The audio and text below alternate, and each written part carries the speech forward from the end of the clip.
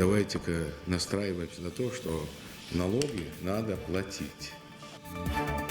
Количество ДТП растет, а штрафы при этом выписываются через раз. О низкой собираемости налогов говорили на совещании у главы региона.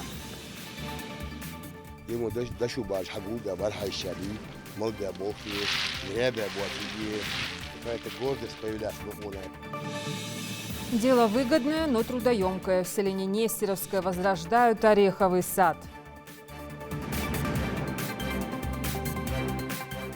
Излазер Курзагдал, излазер Чуагдал, Хирм Боужи, Халатри.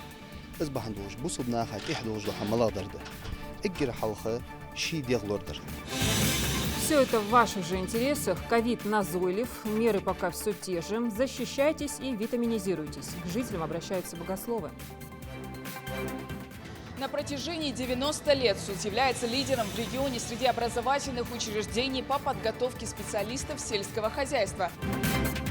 Они давно ждали праздника. Назрановскому аграрному техникуму 90 лет. Отметили и сопутствующие даты. Об этом подробно. За показанный высокий спортивный результат по армрестлингу награждается Матвей Муладович.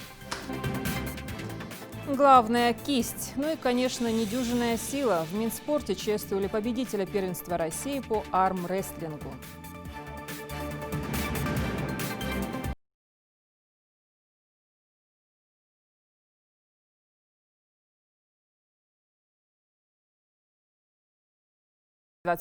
Здравствуйте.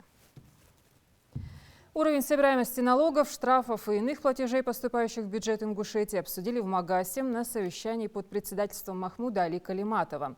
По словам руководителя субъекта, анализ сложившейся практики сбора налоговых поступлений показывает недостаточность усилий по реализации задачи наполнения республиканского бюджета.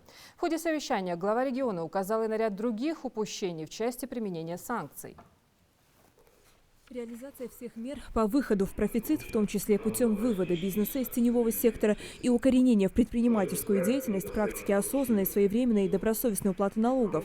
Это, по мнению главы Ингушетии Махмуда Али Калиматова, важнейшая цель, стоящая перед всеми органами исполнительной власти, муниципалитетами и, конечно, надзорными управлениями. Всем говорю, и главам, вы тоже не перестроились. У прокурора, там, у министра, у них приказ, закон, они знают, что делать, как делать, понимаете? А вот контрольные органы, ты мне, я тебе, не пойдет. Вы не отсидитесь. Я буду требовать, чтобы вы исполняли свои должностные обязанности. Больше ничего. По налогам нужен алгоритм, Владимир Ильич. Надо правительству, Минфину работать на части федеральных контрольно-надзорных органов и сбора пени, штрафы, доходы. Не налоговый, налоговый. Давайте-ка настраиваемся на то, что налоги надо платить. Налоги надо платить. И если каждый раз, вот я говорил, даже на своем месте, министр, глава администрации, вот сейчас вот зайди в любой город, администрацию, любое министерство, у вас сотрудники-то налоги платят. Несоответствие будет у вас. Несоответствие занимаемой должности. Но вы же ежедневно работаете. Не можете собрать коллектив свой, главы районов, городов, чтобы они не только там налоги, там и платы жилищно-коммунальные, еще что-то. Вы примером должны быть, сотрудник должен быть примером. Этот вопрос очень такой деликатный, но в то же время он должен быть исполнен в первую очередь.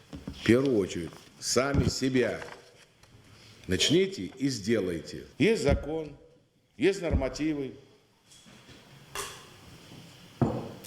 Вы же по правилам исполняйте обязанности, но не требуйте с других. Вот те объекты, вот сейчас Магаз вот начал делать, там у нас по нормативу 3 года, если не используется участок, да? Не используется. Даже если он выделен, не используется, берите в суд и изымайте этот участок. Потому что построил какой-нибудь, ну там недострой, и стоит он, весь вид города портит, улицы портит, все портит, и землю занимает. Идите расторгайте, через суд идите и убирайте это все. Не входите в спор, не надо выходить-то с хадава-садава, вот это вот перестаньте делать. Если человек хочет строить, оформи документы. У кого, наверное, в Москве там или где-то в других местах квартиры там, я не знаю, что у вас там, все оформлено. А здесь можно обкрадывать ингушский народ, или жителей Ингушетии. Здесь можно, да? Здесь можно. А немножко туда едем, видите ли, там и требования другие, и в тюрьму можно попасть, и вообще изъять. Обворовывают, потому что не поступление в этот бюджет. Обворовывать, потому что земля кому-то нужна, а они нахапали там гектары там, и сидят там. И мне говорят, что они радеют за жителей Ингушетии, республики. Да не радеют. И не беспокоятся. Почему закон не выполняем? Почему в нормативы не исполняем юридическую норму? По данным регионального Минфина, по итогам 2019 года поступления в республиканский бюджет возросли на 181% и составили 183 миллиона рублей.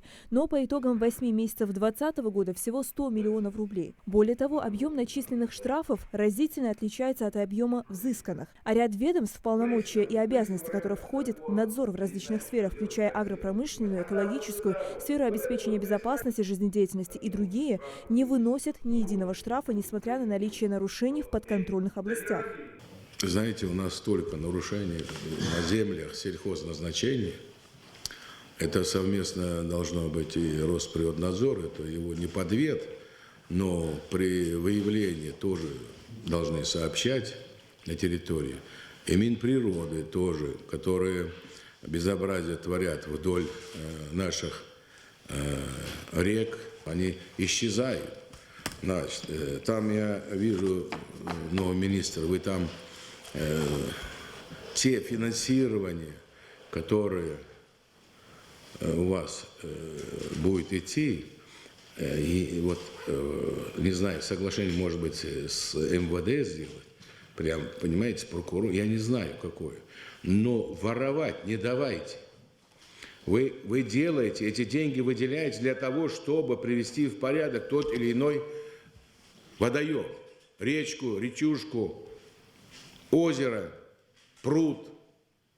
У него земля в аренде, он говорит, с иером, потому что я здесь работаю год, 3, и все, это в аренде, это не его.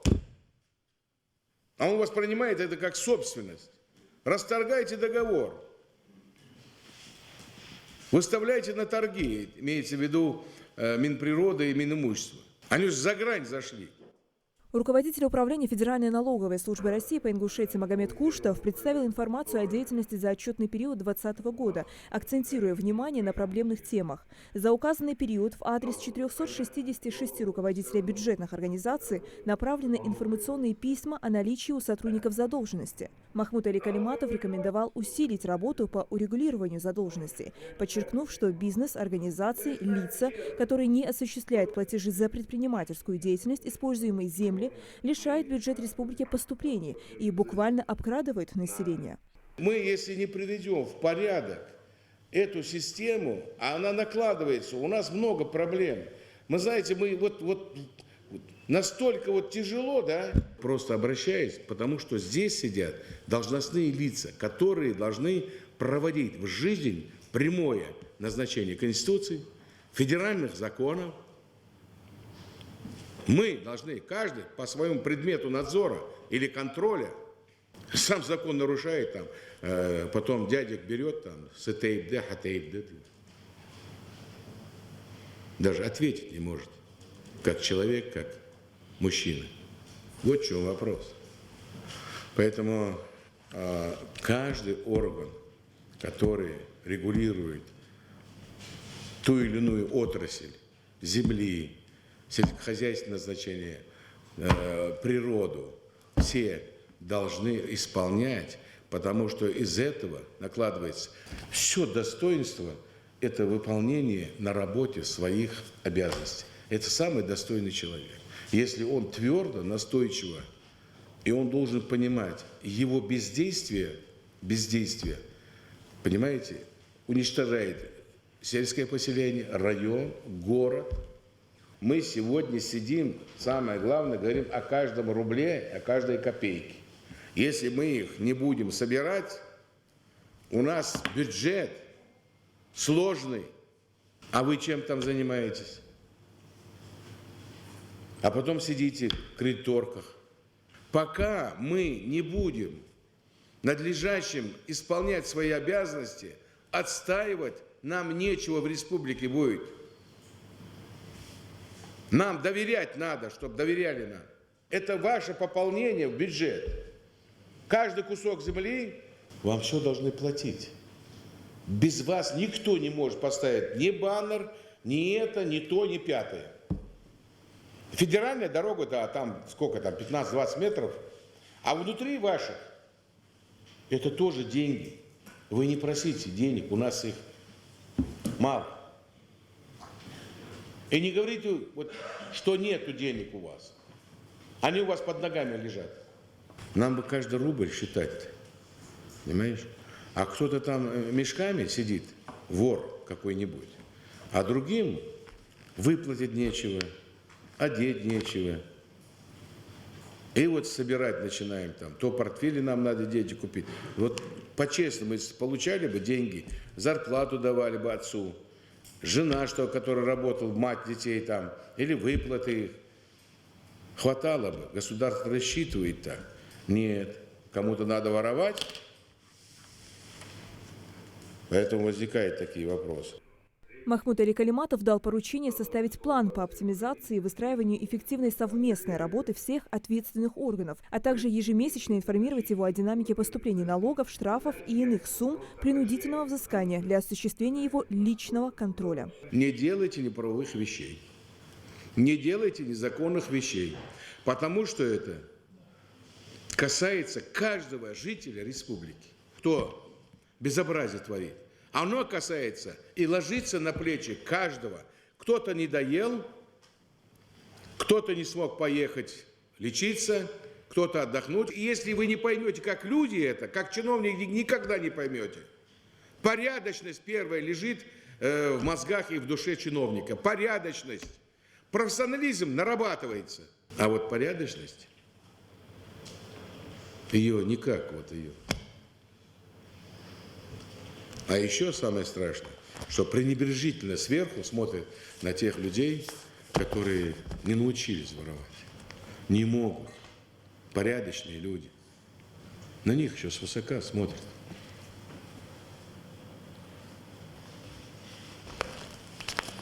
Мне эти вещи иногда ужасно хочется громко взяться за голову и покричать. Хава Султыгова, Хусен Гагиев, Юсуп Ханив, Рахман Цуров. Новости 24. Ореховая роща с богатой историей. Возобновить после долгого перерыва возведение этой культуры в Нестеровской решил садовод Беслан Илиев. Он арендовал землю у Министерства природных ресурсов, набрал работников из соседних сел Чемульга и Бердюрт. Не откладывая, приступили к работе. Уже есть результат. Репортаж Микаила Тангиева. Ему дашу баш хагуда бархай шади, молбя бохи, небя буатиги, какая-то гордость появляется до она.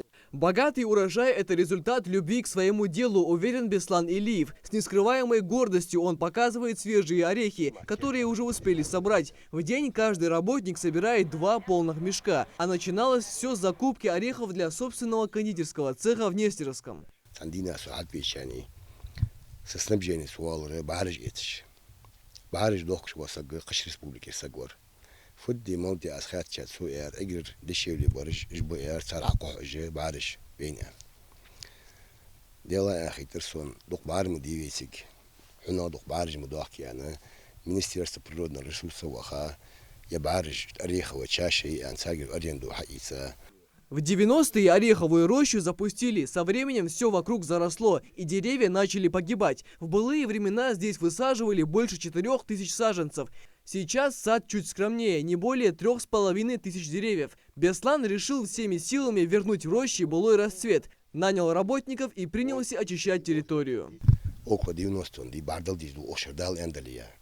Но ерхац ания он то из молдатиха обрезки аши порядок привести чани. Сухат у нас хадуште пар шигали когали бариги андер яхш холчани дук барлуд де ахетсуно дарик диал крымди свода. Я бариж Гянеш тояж тухнах бяка поз ки ханзалц. Ханзе бок вознах. Неподалеку от рощи пустовал участок плодородной земли. Беслан решил выращивать здесь огурцы сорта корнишон. В саду трудятся десятки людей, но в обеденный перерыв нам удалось застать только нескольких работниц. Мы вначале эту землю подготовили, потом семена посадили, потом вот прокладывали эти шланги орошения капельное. Ухаживали. Реализовать даже не успеваем. Прям приезжают люди, тут же забирают у нас эти огурцы. С 7 соток удается собрать 35 тонн овощей, делится Илиев. Никаких химикатов. Все дело в постоянном ухаживании и земле, которая успела отдохнуть за эти 30 лет. Дал эндали хатто планы, если заказать диатаз, а в конце 6 гектарин, гектарин примерно малине, 6 гектар клубники поели архаусу. Малиновое варенье, васину хойвен дарбанный, из клубник чуаю мюеве мягк. Тогда ханяга домоводич хана краснодарский яш, хакуаш, тепличный, качахая, клубникиш, малиниш хамажи. Создание новых рабочих мест, выращивание собственной продукции и реализация товаров на внутреннем и внешнем рынке. Такие цели ставит перед собой Беслан Илиев в ближайшем будущем. При поддержке регионального Минсельхоза агроном надеется открыть небольшой консервный цех и расширить территорию орехового сада. Микаил Тангиев, Адам Далаков, Новости 24. В России вводят дополнительные меры для предотвращения распространения коронавируса. В стране впервые за все время выявлено больше 9 тысяч случаев заболевания за сутки. Жителям рекомендуют поберечь свое здоровье. В Магасе местные власти с этой целью раздали прохожим буклеты с информацией о профилактике и способах заражения, в частности, какие меры нужно соблюдать, чтобы не заболеть. Коронавирусом также в городе снова началась обработка дорог, дворов. Специальным раствором обрабатывают места массового скопления людей. Сегодня дезинфекцию провели на территории мечети в Магасе. К приходу на пятничную молитву людей обработали ручки дверей и прилегающую зону. К жителям республики в связи с эпидситуацией обратился имам мечети столицы Адам Миржоев. Война массабоч наха нахзуш наха тяхалюш хайк хатин. حلقة زادوات شو لازر ده درجة تلازر وينيق دقش ناها زيدات موجلين دق نخ وينيق دع خلخاب دق حنزة تحقق زلازر كرزة دال زلازر شو أغدل قيرم بوجي خلاتفين إز بحندوش بوصب ناها إحدوش ده حملا درده إجر حلقة شي ديغلوردر حنياوتشي دال قرآن شو يوفو يجي ولا تلقوا بأيديكم إلى التهلكة شيء دي خلق متوسطش عندك دا القرآن شو اسفي آخر ده ويدي غازي خدوش ده هم حارم دوين تي حدر ويدي خلق خدوش ده هم حدر حارم دوين اصبح عندوش تخنا لورد لره وين تهدي قرده ويتي شاد الله قورما وين يزي بيت خبواتك بغد الله وين تدلات دال وين تدلات وي لورد لر وي قوان دو عدوش قيمة دينا ويدي غمشت حلق جبتل اتو خبولش لوردل ديزوي اشتويه جون حمل بوش بنخ لوربر وين تهدي قرده بيهمر يوخ صلى الله عليه وسلم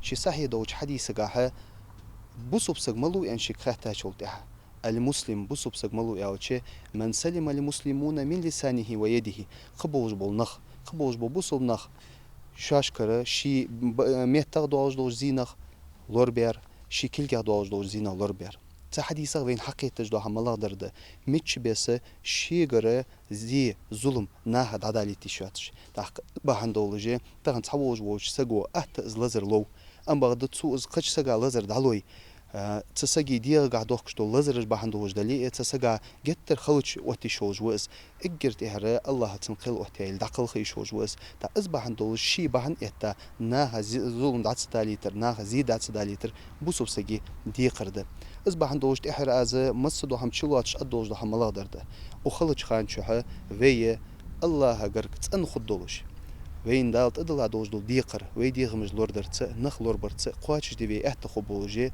وي واشج لوردلري وي غون عبوش بو نخ لوربري تا مش لوربي بيز يعني خاطر وقتچ تخاطر من جوبلج لورج ب تلورج ياخج دو هم حق ديجي تلورج ياخج تي برا هم لور ديجي داد حج ديزوي Начинающих журналистов приглашают принять участие в первом республиканском конкурсе «Проба пера-2020». Прием заявок уже стартовал.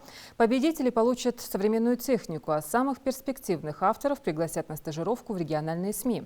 Участники должны быть не старше 35 лет. Работы принимаются в формате публикации, телевизионной и радиопередачи. По результатам конкурса авторы лучших работ будут приглашены на творческий семинар, который проведут известные российские журналисты и эксперты в области СМИ. Материалы принимаются по электронной почте probapera.ink@gmail.com не позднее 5 ноября этого года. Конкурс проводится при содействии Фонда национального развития республики, Минаца Ингушетии и Фонда поддержки исламской культуры, науки и образования. Более подробно с условиями конкурса можно ознакомиться на официальном сайте Минаца Ингушетии. Третья школа Назрани станет самым крупным общеобразовательным учреждением в Ингушетии. Сейчас здесь возводят 4 дополнительных корпуса. Полной реконструкции подлежит и основное здание. Работа ведется поэтапно. Под застройку отведено 5500 квадратных метров. Предусмотрели футбольное поле с искусственным покрытием, 2 мини-поля, теннисный корт и игровые площадки. Все подробности у нашего корреспондента.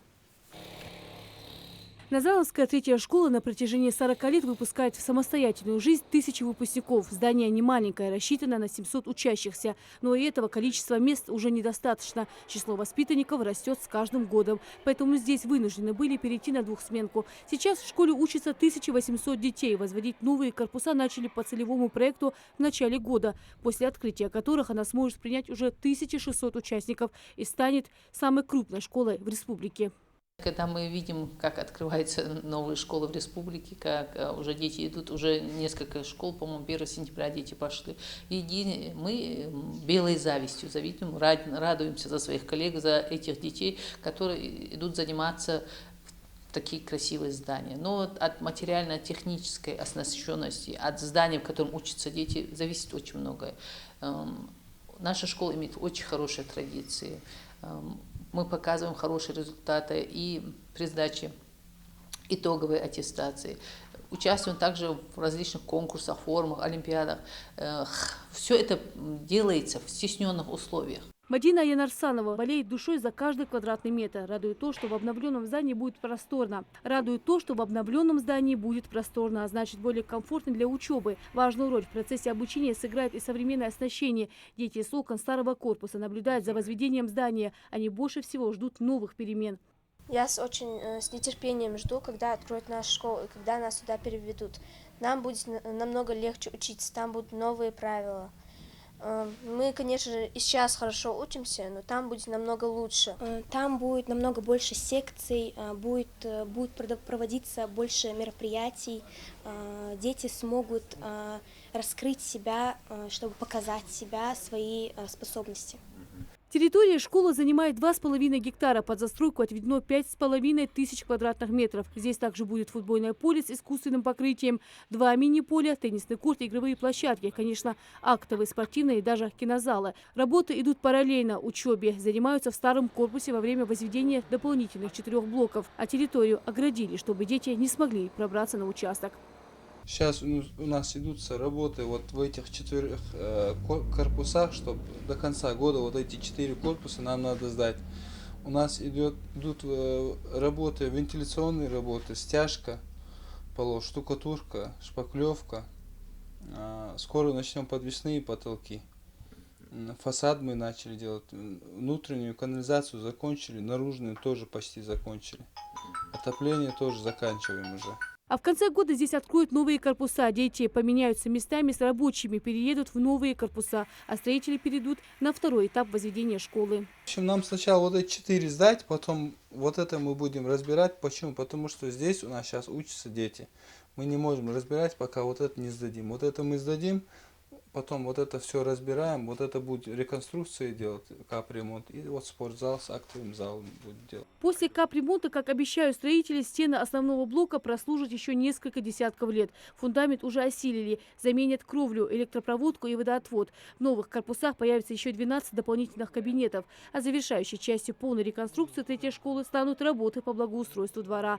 Площадка баскетбольная, площадка вторая баскетбольная, пожарный резервуар, брусчатка тротуарная спереди фасадной части, асфальтированные площадки у нас, озеленение у нас и покрытие спортивных дорожек, вот все инвентарем, все это будет уходить в благоустройство. Деревья посадим, кустарники, все будет, цветы, все посадим. К концу 2021 года достроят и основной блок. С двухсменки снова перейдут в одну. Решится и проблема с досугом учащихся. Лина Сычева, Адам Глоев, Магомед Белакиев. Новости 24. Школьники могут принять участие во всероссийском конкурсе «Ледокол знаний» и отправиться на Северный полюс. Ученикам 7-10 классов и первокурсникам профессиональных образовательных организаций предстоит ответить на вопросы о науке, окружающем мире и современных технологиях. Победители смогут на следующий год отправиться в экспедицию на Северный полюс на атомном ледоколе. Для участия в конкурсе надо зарегистрироваться на сайте www.atom75.ru и ответить на вопросы викторины. Через месяц будет составлен рейтинг участников, и 100 школьников, показавших лучшие результаты, получат призы.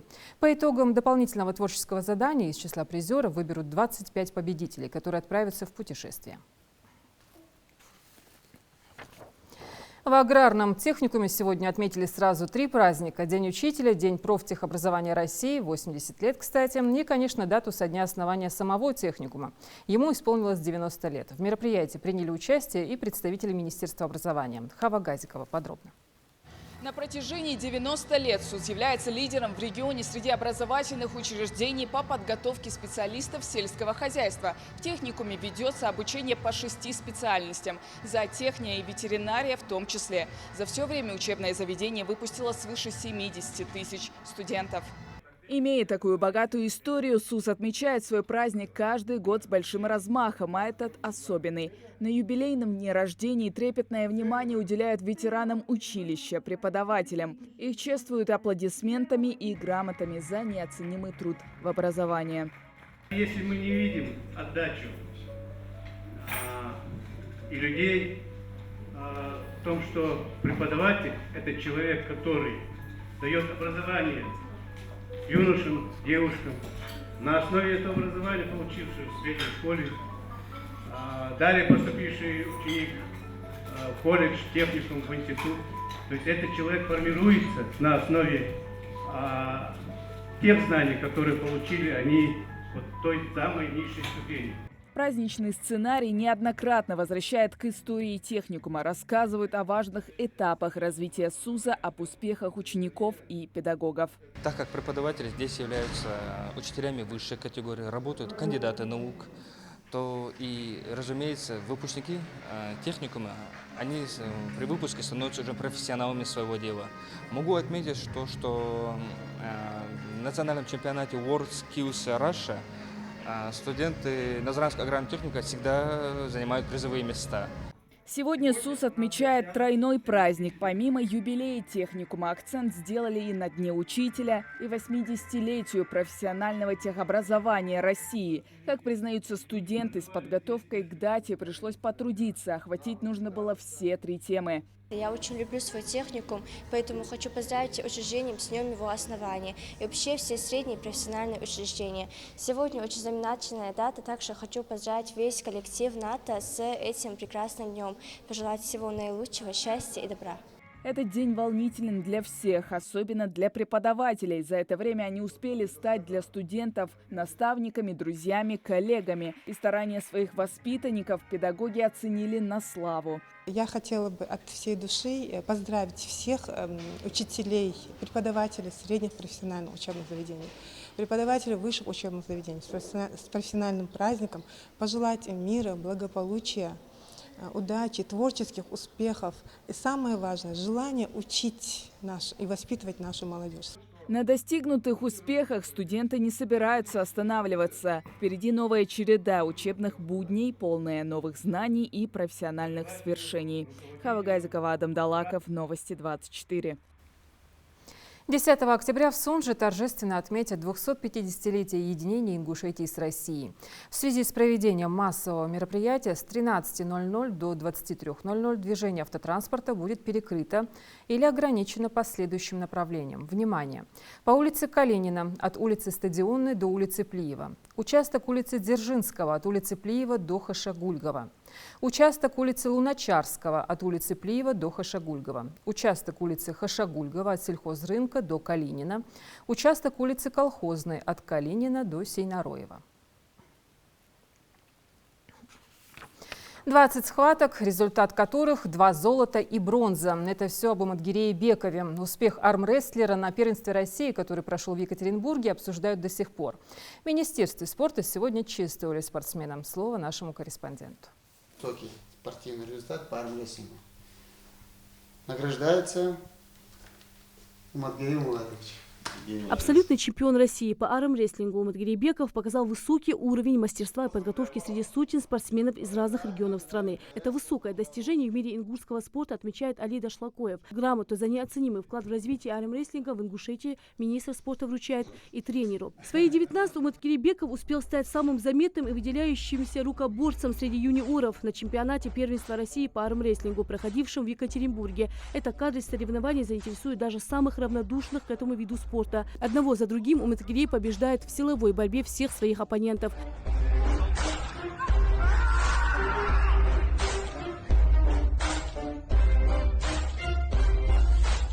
За все время соревнований там он провел около 20 схваток и сумел завоевать 2 золотые и 1 бронзовую медаль в абсолютной весовой категории 80+. Как делится сам чемпион, готовился долго, в основном все усилия были направлены на тренировку кистей, а далее все решает техническая подготовка спортсмена. Я хотел попасть в топ-8. Ну, сейчас в 2020 я должен быть пойти на чемпионат мира. И в 2021, иншаллах, буду выступать в Грузии. Сила воли и непреодолимое желание покорить вершину пьедестала – это самое главное, чем должен обладать спортсмен, говорит Хусейн Катиев, президент Федерации армрестлинга в Ингушетии и по совместительству тренер новоявленного чемпиона. Уверен, Уматгирей в скором времени намерен заявить о себе на мировой арене. Там было около 60 субъектов регионов России. Среди них он в абсолютке стал первым, в абсолютке он выступал. Так что парень у меня подряд 3 года первые места занимает. У нас с поездками, с выездами проблем нету, без проблем нам и оплачивают, и ездим. У нас в армрестлинге очень много желающих, многие ребята выступают, и желающих очень много. Армрестлинг не является олимпийским видом спорта, но тем не менее популярен во многих частях света. В Ингушетии начало развития и популяризация этой дисциплины положено. В дальнейшем в Министерстве спорта намерены оказывать большую поддержку спортсменам. Сегодня мы можем гордиться, что у нас есть спортсмены на таком высоком уровне. И я думаю, что это будет поток наших детей именно в армрестлинг. Этот вид спорта очень серьезный, очень зрелищный. И я сам неоднократно лично наблюдал за такими мероприятиями. Я надеюсь, что у нас будут и введут эту дисциплину в олимпийскую программу, и у нас будут и олимпийские чемпионы. Безусловно, мы будем поддерживать и развивать армрестлинг, потому что сегодня у нас есть кадры, есть специалисты, есть люди, которые вкладывают свою душу в этот вид спорта, есть потенциал нашей молодежи, которую нам необходимо в правильном, должным образом развивать, и будем всячески способствовать этому. Да. Главное преимущество армрестлинга, по мнению борца, это спорт для всех без исключения. Мужчины и женщины разных возрастных и весовых категорий и люди с ограниченными возможностями здоровья, которые нередко выступают на соревнованиях. Спортивная дисциплина, где одной из основных составляющих является уважение друг к другу. Рина Цычоева, Адам Мережков, Магомед Дидигов. Новости 24. Следите за новостями на канале Ингушетии.